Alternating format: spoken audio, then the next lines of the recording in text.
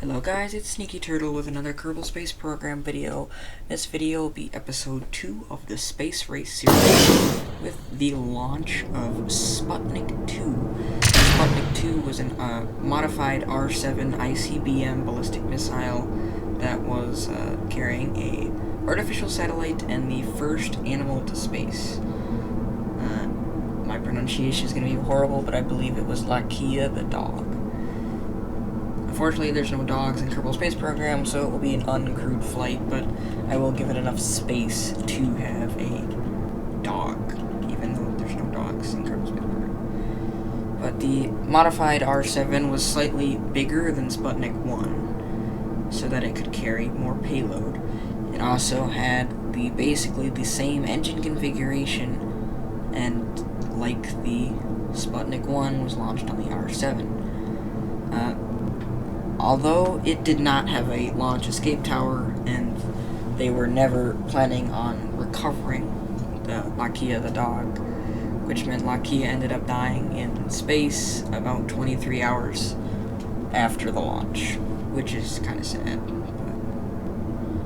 But technically, the dog was a stray dog that they just picked up off the street and stuck in a rocket, so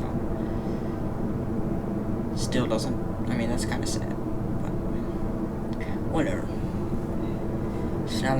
So now we're at the R7 is basically expended the outer core, so we're getting ready to jettison the outer cores.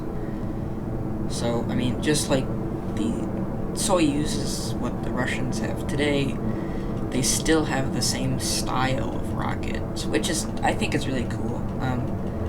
They have, it's really cool that they have still been able to use the same design because it works so well.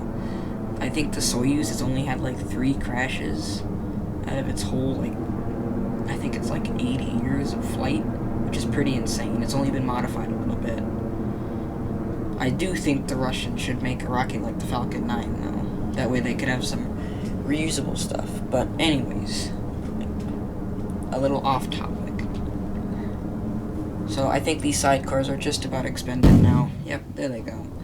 So throttling up the main engine to full power, separating the outer cores. And you get the nice coreless effect is what it's called, I believe.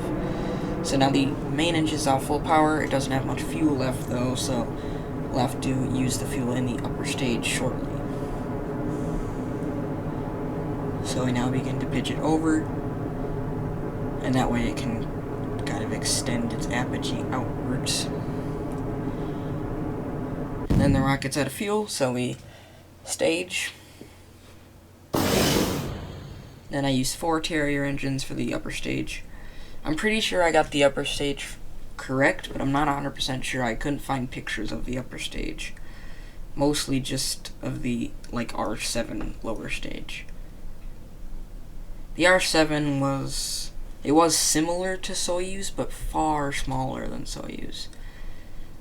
It was an ICBM, so it was designed to launch, it was basically a missile that could reach the United States. So, that's awesome.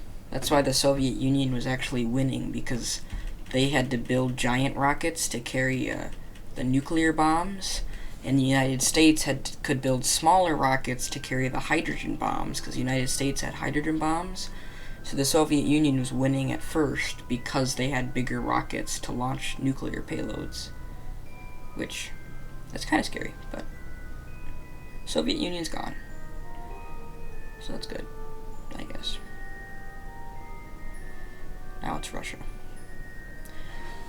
Coming up on payload separation, and then the jettison, the tower. It's not a launch escape tower, it's just a little tower. So as you can see, that module is much bigger than the Sputnik 1, because all the Sputnik 1 was the artificial satellite. This is a little bit different. So not only did this mission put the first animal in orbit, it also put another artificial satellite in orbit, which, that's 3 steps ahead of the United States. The United States still had not even put a rocket in space by the time that this happened. So that was pretty impressive that the Soviet Union was able to pull it off that fast. I believe the next launch in the space race will be an American one, but I'm not 100% sure. So Sputnik 2 is almost in orbit, I believe. It's just a few more seconds of burning. And then we can finally get the Sputnik 2 artificial satellite into orbit. Yeah, like I said, they didn't even give the spacecraft a parachute or a launch escape system or anything, so they really were not planning on bringing the dog back.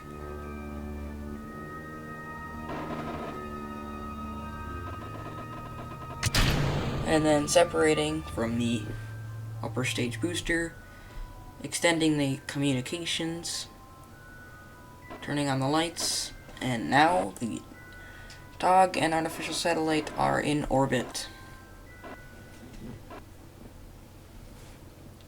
So, thank you guys for watching this video. I'll see you in the next video. Bye for now. Bye-bye.